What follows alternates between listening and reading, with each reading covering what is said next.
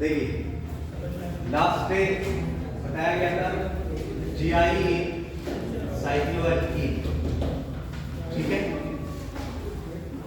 देखिए साइक्लोएल्कीन में जीआई होने के लिए हमने बताया था at the site of double bond, at the site of double bond, ठीक है। डबल बॉन्ड के साइड पर जीआई होने के लिए, ठीक है ना, minimum carbon atom should be, बताइए कितना होना चाहिए? 8। हाँ, minimum carbon atom should be 8, यानी कि 8 से नीचे में डबल बॉन्ड के साइड पर जीआई होने के लिए नहीं हो पाएगा। 8 से अगर नीचे होगा तो जीआई नहीं हो पाएगा, ठीक है ना। तो मिनिमम 8 चले, समझ लिया। कल मैंने आपको बताया कि अगर आप ऐसा लेते हैं, ठीक, यहाँ पर एक H, यहाँ पर एक H, देखिए ये सेंटर है जहाँ पर रोटेशन रुक रहा है। ये दोनों, एक इधर बॉन्ड है, एक इधर बॉन्ड है, प्लेन में है, एक इधर बॉन्ड है, एक इधर बॉन्ड प्लेन में है। इसके साथ एक ग्रुप H है, दूसरा ग्रुप CH2 है, अलग अलग। इधर एक ग्रुप अलग है, ये भी अलग है, अलग अलग, है ना। लेकिन फिर भी यहाँ पर जीआई नहीं होगा, क्योंकि यहाँ पे रिंग में टोटल कार्बन कितना है? 6। होना कितना चाहिए? 8। अब सवाल ये उठता है कि क्यों नहीं होगा, है कि नहीं, जबकि ये तो सारे कंडीशन को फुलफिल कर रहा है, तीनों कंडीशन, फिर ये जीआई क्यों नहीं हुआ? अब एक बात समझिएगा, दो चीज होती है। एक चीज होता है कि अगर जीआई होगा, क्या बोला जा रहा है, अगर किसी कंपाउंड में जीआई हो रहा है तो उसमें दो कॉन्फ़िगरेशन बनेगा, एक को बोलेंगे सीस और दूसरे को बोलेंगे ट्रांस, ठीक, समझ आ रही बात। इसके अलावा भी कॉन्फ़िगरेशन होता है, समझ गए। अभी हम सीस ट्रांस ही लेके चल रहे हैं। अब सुनिए क्या बोलेंगे, जीआई होगा तो सीस ट्रांस दोनों, लेकिन इस कंपाउंड का जीआई नहीं होने का रीजन क्या है? अब इस बात को समझिए, ये जो दिया गया है ना, ये सिस फॉर्म, कौन सा फॉर्म है? Cis form. अगर इसका डायरेक्ट कॉन्फ़िगरेशन पूछा जाए तो सिस बोलेंगे। क्यों बोलेंगे? क्योंकि दोनों हाइड्रोजन सेम साइड है। अब सवाल ये उठता है कि ये जीआई क्यों नहीं होगा, है कि नहीं? तो जीआई नहीं होने का रीजन ये है कि transform does not exist, transform does not exist. बेटा इसका ट्रांस एग्जिस्ट नहीं करता है, सो जीआई इज नॉट पॉसिबल। ये बात समझ में आई? क्या बोला गया? बेटा ये अपने आप में सीस है, लेकिन इसका ट्रांस नहीं बनता है, इसलिए बोलते हैं कि जीआई नहीं होगा। अब भी सवाल तुम्हारे मन में आ रहा होगा कि सर ट्रांस क्यों एग्जिस्ट नहीं करता है? समझ में आ रही बात नहीं? अब ट्रांस क्यों एग्जिस्ट नहीं करता है, हम इसका रीजन आपको बता रहे हैं, ठीक। देखिए हमने बोला कि देखो अगर सीस ट्रांस दोनों है तब जीआई होगा, एक बात। और अगर कहीं पे जीआई हो रहा है तो सीस ट्रांस दोनों एग्जिस्ट करेगा। साइक्लोहेक्सी में बोला गया कि डबल बॉन्ड के साइड पर जीआई नहीं होगा, रीजन ये है कि ट्रांसफॉर्म का एग्जिस्ट नहीं करता। अब क्यों नहीं करता इस बात को समझिएगा। मान लिया जाए आप जब आईपीसी नंबरिंग करेंगे तो आप याद करिए, हमने बोला था रिंग में अगर डबल बॉन्ड पे नंबरिंग करना होता है तो डबल बॉन्ड के कार्बन को 1 2 देते हैं। नोमेनक्लेचर आपको पढ़ाया गया है, 1 2 3 4 5 6, ठीक है। अब देखिए, अच्छा दोनों एक सेम साइड है, इसलिए इसको सिस कहा जा रहा है। अब दोनों एज को किधर जाना चाहिए? सेम साइड है तो सिस, तो अपोजिट साइड होगा तो ट्रांस। अब क्या बेटा आप क्या कीजिए कि दो कार्बन के बीच में डबल बॉन्ड लिख दीजिए, इस कार्बन के साथ एक H इधर लिख दीजिए और इस कार्बन के साथ एक H इधर लिख दीजिए, तभी तो उल्टा जाएगा ना। अब देखिए ये मान लीजिए आपका पहला कार्बन ये दूसरा कार्बन, पहले कार्बन के साथ जो डायरेक्टली कार्बन जुड़ा है कौन सा कार्बन है? 6ठा नंबर का कार्बन, आप यहां लिख दीजिए 6ठे नंबर का कार्बन। दूसरे कार्बन के साथ जो डायरेक्टली जुड़ा हुआ कौन सा कार्बन होगा? तीसरा कार्बन। अब देखो इसको इधर लिखेंगे, किधर लिखेंगे? इधर। अब सवाल ये उठता है कि सर इधर क्यों लिखे, आप इधर क्यों नहीं लिखे, है कि नहीं? तो देखिए आप इस कार्बन का अगर हाइब्रिडाइजेशन निकालेंगे तो क्या है? sp2, और sp2 का ज्योमेट्री क्या होता है? Trigonal planar. प्लेनर मतलब बेटा मर्सिडीज साइन। कौन सा साइन? Mercedes sign. यानी कि यहां पर जो बॉन्ड एंगल होगा तो हर बॉन्ड एंगल कितने डिग्री का होगा? 120 डिग्री का, 120 डिग्री का, 120 डिग्री का। तो तुम सोचो बेटा यहां पर ये ऐसा था, अब एक बॉन्ड किधर खींचे कि सारा एंगल आपस में 120 का हो जाए। तो इधर खींच देंगे बेटा, तो बताइए इनके बीच में 120 डिग्री एंगल बना कि नहीं बना? तो ये कौन सा कार्बन हो गया? C3। C6 के साथ कौन सा कार्बन जुड़ा है? C5। C2 के बाद C3 और C3 से कौन जुड़ा है? C4। जुड़ा है कि नहीं? और C4 और C5 आपस में जुड़ा हुआ है। तो अब क्या कीजिए? C4 और C5 को आपस में जोड़ दीजिए। तो बेटा जब C4 और C5 को जोड़ोगे तो ऐसा जुड़ेगा। तो ये जो स्ट्रक्चर बना, तो देखिए कितना कॉम्प्लिकेटेड स्ट्रक्चर है। आप देखो अगर तुम इसको देखोगे तो ये एक छोटा सा रिंग बनता दिख रहा है, इधर देखोगे इधर एक छोटा सा रिंग बनता दिख रहा है। तो ये जो स्ट्रक्चर बनता है ना, इसके अंदर हाई एंगल स्ट्रेन होता है। क्या होता है? High angle strain. आप बताइए किसी भी चीज में स्ट्रेन, मान लीजिए आप ही की बात करते हैं, आप किसी वजह से स्ट्रेस में होते हैं तो आप अच्छा फील करते हैं कि बुरा फील करते हैं? बुरा फील करते हैं। तो इसी तरह से किसी मॉलिक्यूल में जो स्ट्रेस होता है ना, उस स्ट्रेस को स्ट्रेन बोलते हैं। और ये जो स्ट्रेन आता है ड्यू टू एंगल, जो एंगल एक्चुअल होना चाहिए उस एंगल से एंगल डिक्रीज करता है, और उस डिक्रीज एंगल की वजह से उस मॉलिक्यूल के अंदर स्ट्रेन आता है, जिसको एंगल स्ट्रेन कहते हैं। ये हम आपको पहले बता चुके हैं, बेयर्स एंगल स्ट्रेन पढ़े हैं जीओसी के अंदर, है ना? तो हाई एंगल स्ट्रेन होने की वजह से ये हाईली अनस्टेबल होता है। क्या होता है? हाईली अनस्टेबल होता है। और हाईली अनस्टेबल चीज एग्जिस्ट करना चाहेगा कि नहीं चाहेगा? नहीं चाहेगा। तो बेटा ये एग्जिस्ट डज नॉट एग्जिस्ट, ये एग्जिस्ट नहीं करता है। तो यही रीजन है कि साइक्लोहेक्सीन या साइक्लोहेप्टीन तक जीआई नहीं होता है, क्योंकि साइक्लोहेप्टीन तक सीस तो एग्जिस्ट कर सकता है लेकिन ट्रांस एग्जिस्ट नहीं करता है, इसलिए इसका जीआई नहीं। चलिए लिखिए।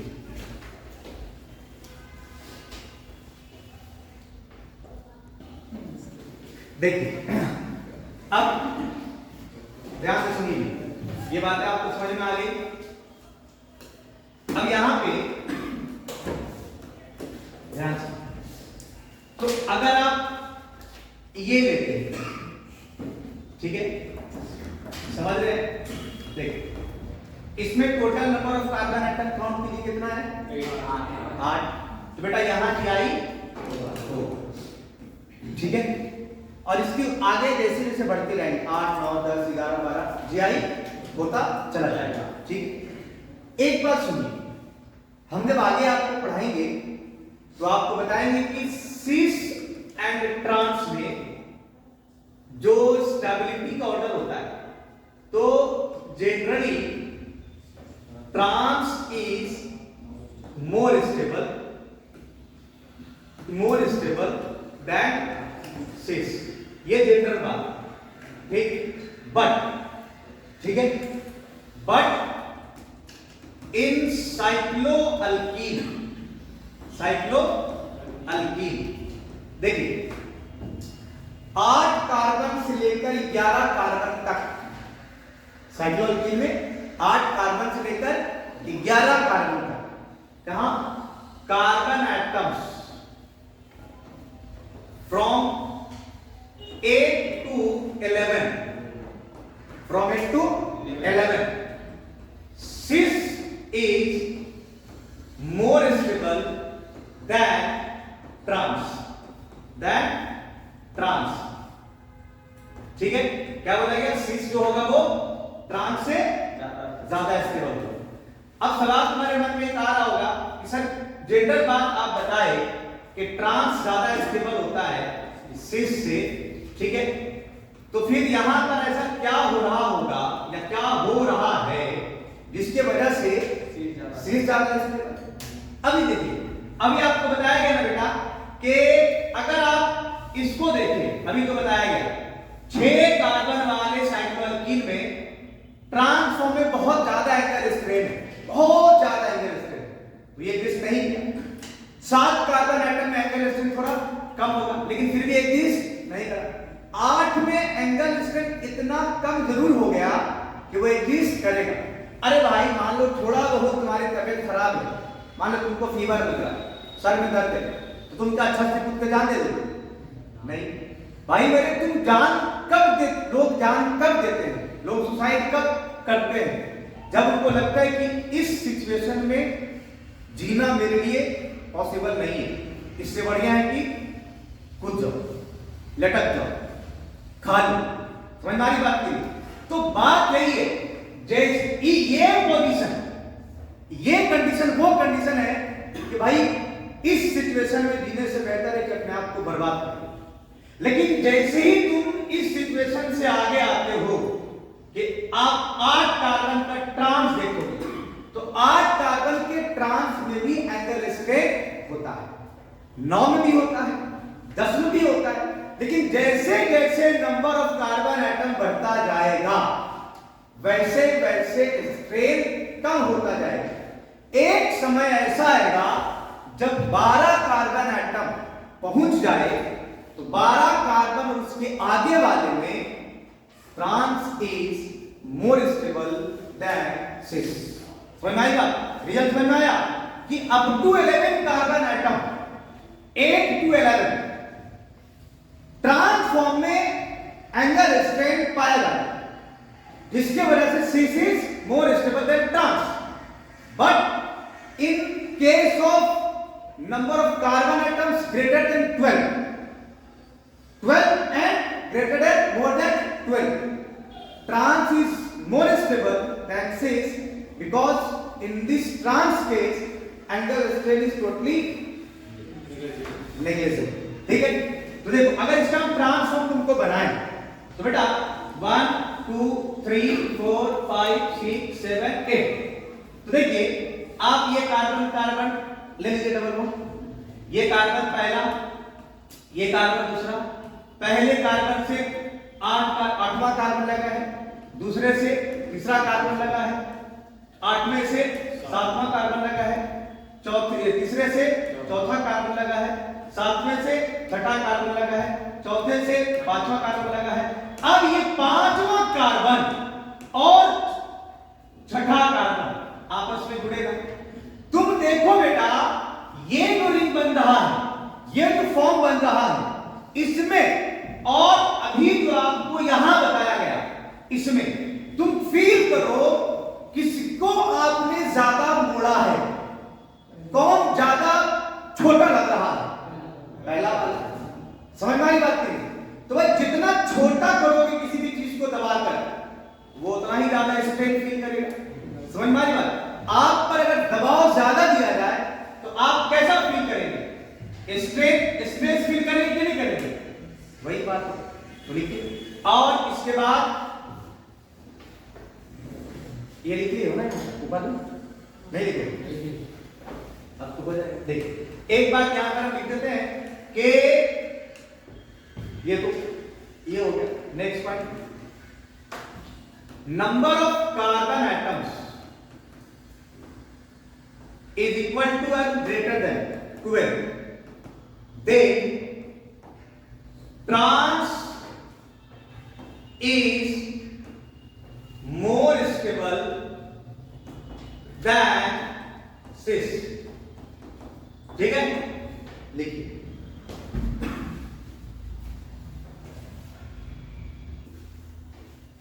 देखिए आगे तो साइक्लोइड के लिए बता दिया गया। अब आपको बताना है कि जीआई होगा या नहीं होगा। देखिए मान लिया जाए, ठीक है, यहां सीएल दिया गया, यहां बी आर दिया, बताइए जीआई होगा या नहीं होगा? बिल्कुल होगा, यहाँ पर GI होगा, है ना।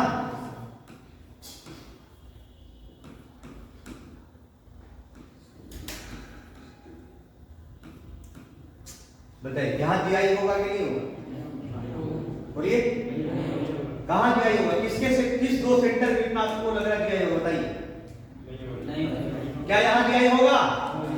क्यों नहीं होगा? क्योंकि 6 कार्बन है। क्या इसके बीच में GI होगा? नहीं होगा। क्यों नहीं होगा? तो ये कार्बन बेटा sp2 है और ये कार्बन sp3 है, तो भाई sp2 कार्बन sp3 कार्बन तो प्लेनर होगा नहीं, है कि नहीं? तो यहाँ पर GI नहीं होगा।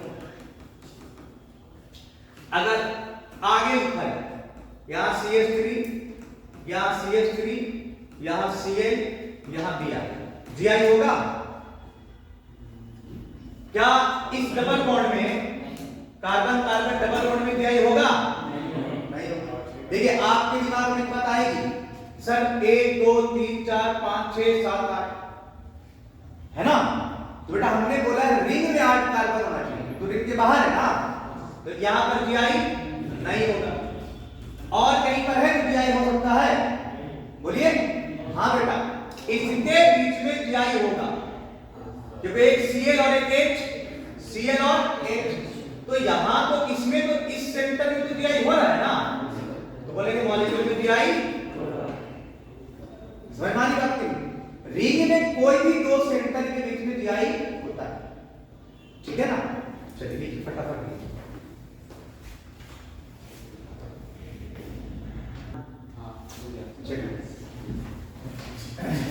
अब आगे आए। अब देखो हम आपको बताएं GI इन अल्कीन, तब एक डबल बॉन्ड सिस्टम, GI बताएं एक से ज्यादा डबल बॉन्ड सिस्टम, एक से ज्यादा डबल बॉन्ड में कॉन्जुगेटेड और क्यूमुलेटेड। क्यूमुलेटेड होता है इवन क्यूमुलिन और ऑड क्यूमुलिन, इवन क्यूमुलिन में GI नहीं होता है, ऑड क्यूमुलिन में GI होता है। इसके बाद बताएं स्पाइरल, स्पाइरल दो तरह का, इवन स्पाइरल और ऑड स्पाइरल। इवन स्पाइरल में GI नहीं होता है, ऑड स्पाइरल में GI होता है। इसके बाद हम आगे आए किससे? साइक्लोअल्कीन। कल एक बात हमने और बताया था कि जो सिमेट्रिकल रिंग होता है उसको हम क्या मान सकते हैं? Double bond. क्या मान सकते हैं?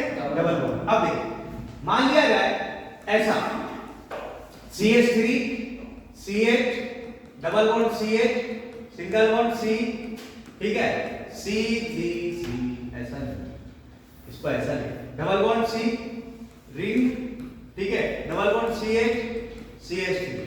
अब आपसे पूछेगा बताइए इसमें ज्योमेट्रिकल आइसोमरिज्म होगा या नहीं होगा? चलिए कार्बन की वैलेंसी, हाँ ठीक तो था, 4 बॉन्ड कार्बन था, ठीक है। अब देखिए, अब इसमें देखिए डबल बॉन्ड भी आ गया और रिंग भी आ गया, है कि नहीं? इस कंपाउंड में क्या है? डबल बॉन्ड भी और रिंग भी। अब सवाल ये उठता है कि आपसे पूछा जाएगा इसमें GI हो रहा है कि नहीं हो रहा है? तो बेटा देखो ये पूरा एक सेंटर है, ये पूरा एक सेंटर है, ठीक। क्या ये रिंग आपको सिमेट्रिकल दिख रहा है? बताइए, हमने आपको सिमेट्रिकल रिंग ढूंढने का तरीका बताया था बेटा कि आप यहां पर दो लोगों को बैठाइए, ठीक, ये इधर से चलेगा, ये इधर चलेगा, ठीक है, विद सेम स्पीड। इन दोनों को पहली बार मिलने से पहले अगर ग्रुप अलग हो जाए तो क्या बोलेंगे? अनसिमेट्रिकल। और अगर नहीं भैया उल्टा बोल दिए, अगर इन दोनों से मिलने से पहले पहले सिमेट्रिकल ग्रुप मिल गया तो सिमेट्रिकल ग्रुप मिल रहा है तो सिमेट्रिकल, और अगर अलग अलग ग्रुप मिल रहा है तो क्या बोलेंगे? अनसिमेट्रिकल, ठीक है। अब बताओ ये यहां से यहां चलेगा तो इसको क्या मिलेगा? CH2। ये इधर आएगा क्या मिलेगा? CH2। इधर आएगा क्या मिलेगा? CH2। इधर आएगा क्या मिलेगा? CH2। यहां आएगा तो क्या मिलेगा? C डबल बॉन्ड, तो सेम ग्रुप मिलेगा। तो ये रिंग जो है बेटा, ये रिंग कैसा कहलाएगा? Symmetrical ring. क्या कहलाएगा? Symmetrical ring. अब क्या है, सिमेट्रिकल रिंग के बारे में बोला गया था, ये डबल बॉन्ड कंसीडर किया जाता है, considered as double bond, considered as double bond.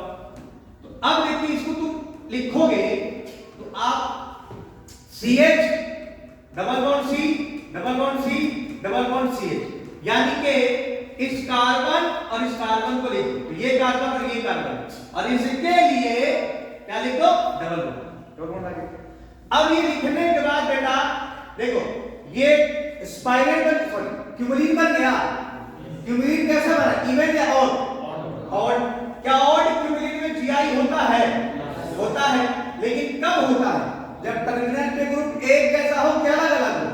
क्या इस कार्बन पर दोनों ग्रुप अलग अलग है? क्या इस कार्बन पर दोनों ग्रुप अलग अलग है? बिल्कुल है। तो बताइए इसमें जीआई होगा या नहीं होगा? जीआई होगा। ठीक है, समझ में आ रही बात? आ गया। अगर आपसे ये पूछा जाए कि बताइए क्या इस कंपाउंड में जीआई होगा?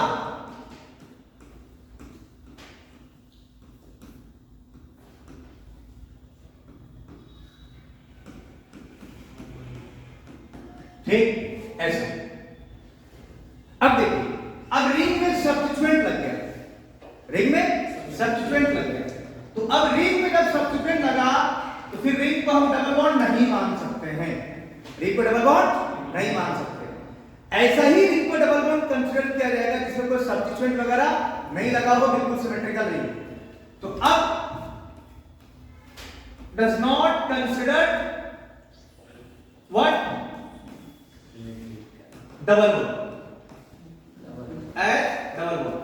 ठीक, तो अब भाई ना तो ये इवन क्यूमुलिन है ना ये ऑड क्यूमुलिन है। समझ में आ रही बात की? तो क्या इसमें जीआई होगा या नहीं होगा? देखिए भाई, इस दोनों कार्बन में, इस दोनों कार्बन को देखो, इसके साथ तो दो ग्रुप अलग अलग CH3H, इसके साथ दोनों ग्रुप को आइडेंटिकल है, क्योंकि यहां तक जाने में ग्रुप अलग होना चाहिए। तो भाई इस कार्बन के साथ तो CH3 और H अलग अलग है, लेकिन बेटा इस कार्बन के साथ इधर और इधर तो आइडेंटिकल है। तो इधर तो अलग अलग, इधर आइडेंटिकल, तो यह नहीं होगा। यहां आइए, इस दोनों कार्बन के बीच में भी डबल बॉन्ड है, तो ये भी देख लेंगे कि हो रहा है कि नहीं। तो इस कार्बन से दो ग्रुप अलग है, लेकिन इस कार्बन से जो दो ग्रुप है कैसा है, क्या अलग? यहां भी नहीं होगा। लेकिन तुम रिंग को देखो बेटा, जो रिंग तुमको दिख रहा है, इस रिंग में इन दोनों सेंटर पे जीआई हो सकता है कि नहीं?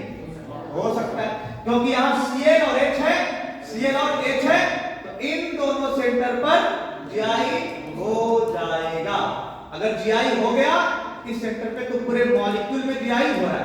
यहां पर जीआई नहीं हुआ, यहां पर जीआई नहीं हुआ, लेकिन बेटा यहां पर जीआई, समझे?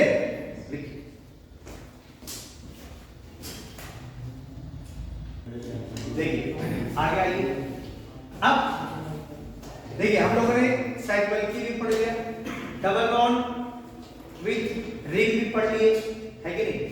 अब हम पढ़ रहे हैं GI due to steric hindrance. ठीक है, स्टेरिक हिंड्रेंस की वजह से जीआई होता है। कब होता है, कहां होता है, इस बात को समझिए। एक सिस्टम होता है जिसको बोलते हैं बाइफिनाइल। क्या बोलते हैं? बाइफिनाइल। ठीक है, बाइफिनाइल मतलब दो बेंजीन आपस में जुड़ा हो, दो बेंजीन आपस में जुड़ा हो। ठीक, देखिए दोनों बेंजीन के बीच में कैसा बॉन्ड है? सिंगल बॉन्ड है, और सिंगल बॉन्ड में रोटेशन फ्री होता है, घूम रहा है, रोटेट कर रहा है। ठीक, आप जानते हैं कि बेंजीन के हर कार्बन पर क्या होता है? एक हाइड्रोजन होता है, और हाइड्रोजन कोई छोटा एटम है, क्या ही रिपल्शन करेगा। लेकिन अगर मान लिया जाए बेटा बेंजीन में यहां पर आपने क्या करा कि H को हटाकर आपने एक बड़ा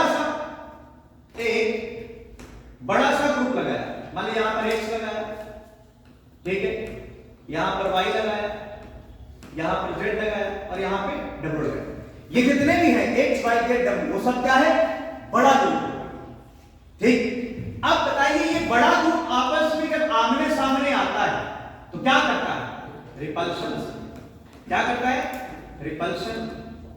ये क्या करेगा? रिपल्शन। अब रिपल्शन होगा तो रिपल्शन होने से मॉलिक्यूल की स्टेबिलिटी पे कोई फर्क पड़ता है? क्या बढ़ता है? स्टेबिलिटी घट जाती है।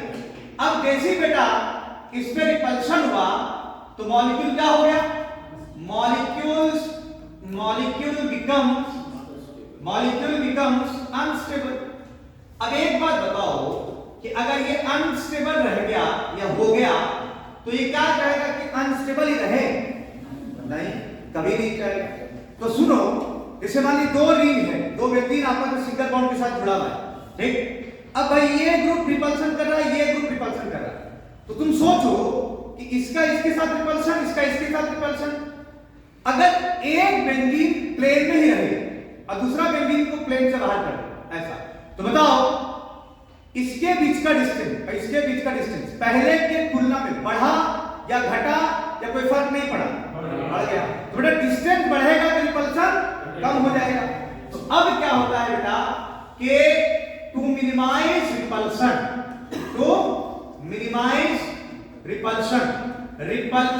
को कम करने के लिए मॉलिक्यूल बिकम्स नॉन प्लेनर। क्या बन जाएगा? Non planar. नॉन प्लेनर कहने का मतलब ये क्या कहना चाहता है? देखिए इसके आगे आप इधर से लिखिएगा। नॉन प्लेनर कहने का मतलब ये है कि एक बेंजीन बोर्ड के प्लेन में ही रहेगा, लेकिन जो दूसरा बेंजीन है वो बोर्ड के परपेंडिकुलर प्लेन में चला जाएगा। बोर्ड के परपेंडिकुलर इस प्लेन में, पहला वाला अगर इस प्लेन में है तो दूसरा वाला इस प्लेन में आ जाएगा। अब देखिए इसको दिखाने के लिए आपको कैसा दिखाना होगा? देखिए ये डार्क कर देंगे, वेज डार्क मतलब वेज, और इसको क्या कर देंगे? डैश। डैश मतलब अंदर, वेज मतलब बाहर, डैश मतलब अंदर। यानी कि वो बेंजीन कुछ ऐसा होगा, बेंजीन का ऊपर वाला हिस्सा प्लेन के बाहर और बेंजीन के कुछ नीचे वाला हिस्सा बेंजीन के बोर्ड के अंदर है, ठीक है? तो अब क्या होगा? ये Z और ये Y, तो ये W, तो अब इसके बीच का डिस्टेंस बढ़ गया और इसके बीच का भी डिस्टेंस बढ़ गया, और जब डिस्टेंस बढ़ गया तो रिपल्शन खत्म हो गया। अब रिपल्शन खत्म हो गया तो स्टेबिलिटी फिर से बढ़ गई, ठीक? क्योंकि यहां पर सिंगल बॉन्ड है, सिंगल बॉन्ड में रोटेशन होता है, तो क्या ये रोटेट अब करेगा या नहीं करेगा? बताइए, क्या इसमें रोटेशन होगा या नहीं होगा? क्योंकि सिंगल बॉन्ड है। आप बताइए, सोचिए, क्या इन दोनों कार्बन में रोटेशन होगा कि नहीं होगा? तो क्यों, और नहीं होगा तो क्यों नहीं होगा? बताइए। सर रोटेशन नहीं होगा, ये अगर रोटेट करेगा तो फिर वो रिपल्शन, क्योंकि डिस्टेंस बढ़ा हुआ है, और अगर रोटेट किया तो फिर डिस्टेंस कम जाएगा तो रिपल्शन हो जाएगा। शाबाश, गुड। अब रिपल्शन अब यहां पर रोटेशन नहीं होगा, क्यों भाई? मेरे ये गया था दूर, किस वजह से? रिपल्शन की वजह से। पास था तो रिपल्शन हुआ, दूर गया इसलिए ताकि रिपल्शन कम हो जाए। फिर रोटेट करके अगर ये ऐसा आएगा तो रिपल्शन तो फिर बढ़ जाएगा। तो यहां पर अब क्या होता है? रोटेशन जो है बिटवीन टू फिनाइल रिंग्स क्या हो जाएगा? स्टॉप, ठीक है? इन दोनों के बीच में क्या हो जाएगा? रोटेशन रुक गया, और रोटेशन रुक गया तो अब पहला कंडीशन जो है जीआई होने के लिए कि रोटेशन रुकना चाहिए, तो पहला कंडीशन तो फुलफिल हो गया। लेकिन बाइफिनाइल सिस्टम में रोटेशन तो रुक जाता है लेकिन जीआई नहीं होता है। कारण क्या है? क्योंकि ये दोनों रिंग तो एक दूसरे के परपेंडिकुलर प्लेन में चला गया, और मॉलिक्यूल जीआई होने के लिए प्लेनर होना चाहिए कि नॉन प्लेनर होना चाहिए? प्लेनर। तो देखिए बाइफिनाइल सिस्टम में रोटेशन जरूर रुकता है लेकिन जीआई नहीं हो सकता है, तो जीआई होने के लिए ट्राइफिनाइल सिस्टम होना चाहिए, जो इसके बाद आप लिखिए, इसके बाद में बताइए।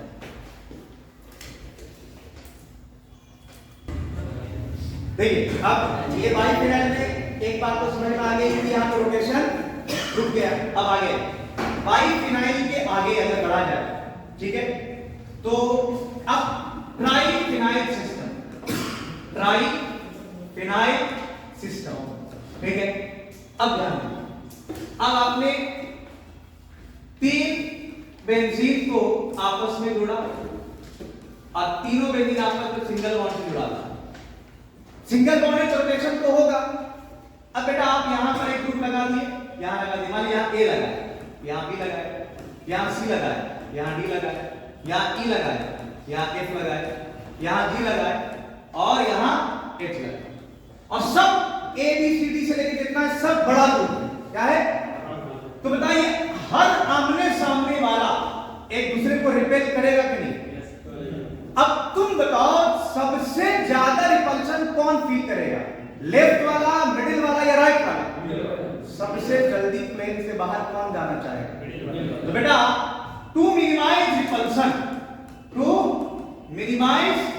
रिपल्शन, ठीक है, मिडिल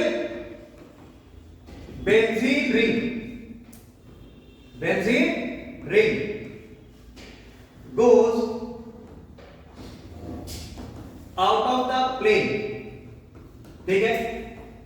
अब देखिए जब बीच वाला बेंजीन प्लेन से बाहर जाएगा, बेंजीन प्लेन से बाहर जाएगा तो दोनों भाई इसका और इसका रिपल्सन हो ही नहीं रहा है।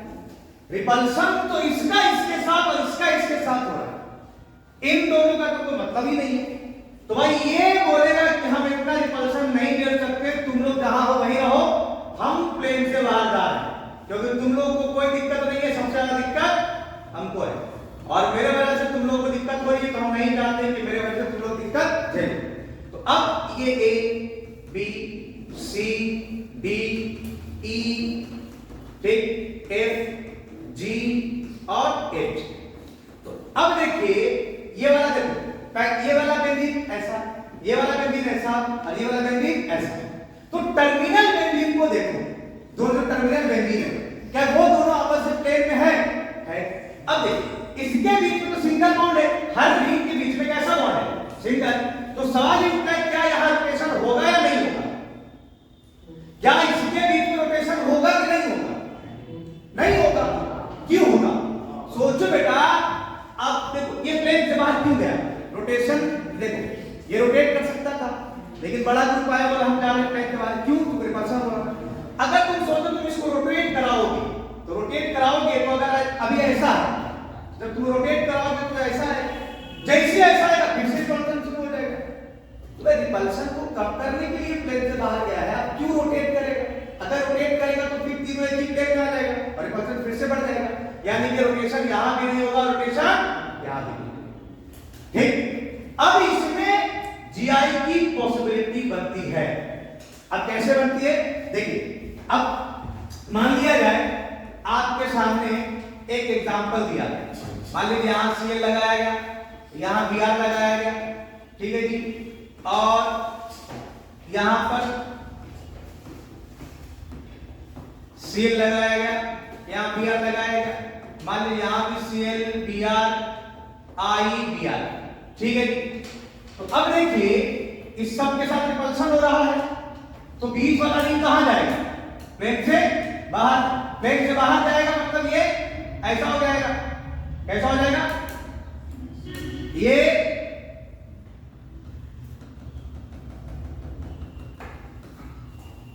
ठीक है जी।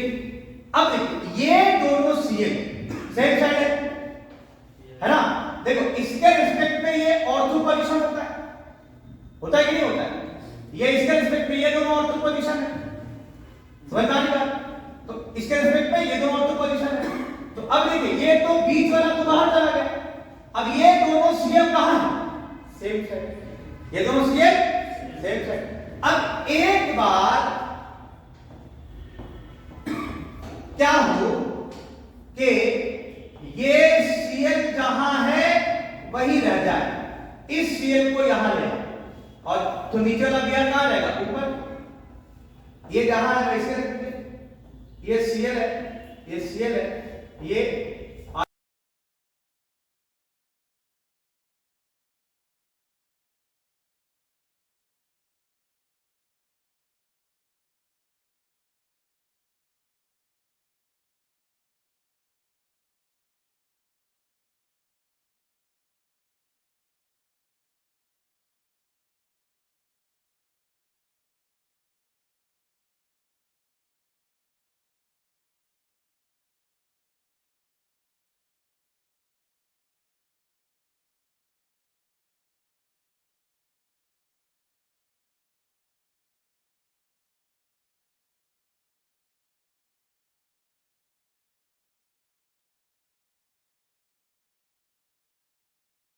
हाँ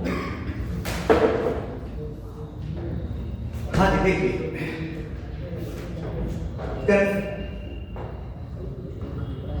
कॉन्फ़िगरेशन, देखिए कॉन्फ़िगरेशन क्या होता है? Configuration basically there are two types of configuration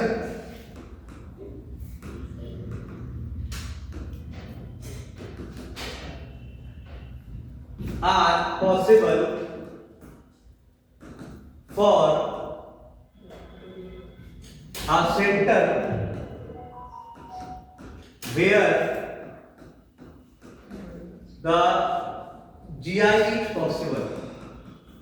मतलब जिस सेंटर पर GI होगा, क्या बोला गया? जिस सेंटर पर GI होगा उस सेंटर पर दो तरह का कॉन्फ़िगरेशन पॉसिबल है। अब वो कॉन्फ़िगरेशन क्या क्या हो सकता है? देखिए, दो तरह का कॉन्फ़िगरेशन मतलब सिस एंड ट्रांस, ठीक है? कहीं पर सिस और ट्रांस नहीं होगा तो फिर ई एंड जेड, और कहीं पर अगर मान लीजिए ना सिस ट्रांस होगा ना ई जेड होगा तो फिर सी एंड एंटी, ठीक है? तो वो जो दो टाइप का कॉन्फ़िगरेशन की बात की जा रही है वो दो टाइप कौन है? सिस और ट्रांस। अगर मान लीजिए सिस ट्रांस कहीं नहीं हो रहा है तो ई और जेड, और अगर ई और जेड कहीं नहीं हो रहा है तो सी और एंटी, तो सी एंटी दो हो गया, ई जेड भी दो हो गया, सिस ट्रांस भी दो हो गया। तो इतने तरह का कॉन्फ़िगरेशन हम लोग को पढ़ना है, ठीक है? सिस ट्रांस कॉन्फ़िगरेशन किस टाइप के मॉलिक्यूल के लिए होता है, ठीक है? वो दो सेंटर जहां जीआई हो सकता है, अगर वो दोनों सेंटर कार्बन हो, वो दोनों सेंटर कार्बन हो तो वहां पर सिस और ट्रांस होगा, ठीक है? लेकिन उस दो सेंटर में सिस और ट्रांस होने के लिए कम से कम दो एटम या ग्रुप का सेम होना जरूरी है। अब ये ऐसी बात क्यों कही गई? क्योंकि ई और जेड भी उस तरह के सेंटर के लिए होता है जहां पे दोनों सेंटर जिसके बीच में जीआई हो रहा है वो दोनों सेंटर कार्बन ही होता है। लेकिन इसमें जीआई होने के लिए और इसमें जीआई होने के लिए देखिए, अगर यहां जीआई होना है तो carbon double bond carbon A B अगर मान लीजिए यहां लेते हैं तो यहां ए डी कम से कम दो ग्रुप तो सेम होने ही चाहिए। मतलब यहां एच है यहां भी एच हो जाए, या एच है यहां एच हो जाए, ये तो पता है कि ये दोनों सेम, ये दोनों सेम। तो सिस ट्रांस के लिए या तो ये दोनों सेम हो जाए, या ये दोनों सेम हो जाए, या ये दोनों सेम हो जाए, या ये दोनों सेम हो जाए, ठीक? और ई जेड होने के लिए कार्बन डबल बॉन्ड कार्बन के साथ ए बी एक्स वाई, यानी कि ये भी अलग अलग और ये भी अलग अलग, यानी कि वो दो सेंटर जिसके बीच में जीआई हो सकता है वो कार्बन हो, और उस कार्बन कार्बन के बीच में जो चारों एटम और ग्रुप लगा है वो चारों आपस में अलग अलग हो, तो वहां पर सिस ट्रांस नहीं क्या होगा? E Z isomer. Syn anti कहां होगा? सीन एंटी हेट्रो एटम में होता है। हेट्रो एटम कहने का मतलब other than carbon, carbon carbon नहीं। अगर देखो कार्बन डबल बॉन्ड नाइट्रोजन, तो बताइए यहां पर हेट्रो एटम आ गया कि नहीं आ गया? मान लिया जाए बेटा कार्बन डबल बॉन्ड ऑक्सीजन, ये भी हेट्रो एटम आ गया। मान लीजिए बेटा नाइट्रोजन डबल बॉन्ड नाइट्रोजन, ये भी हेट्रो एटम आ गया। तो हेट्रो एटम में सिस ट्रांस और इजेड नहीं होता है, सिन और एंटी होता है, ठीक है? समझ में आई बात? देखिए आज के क्लास हुआ।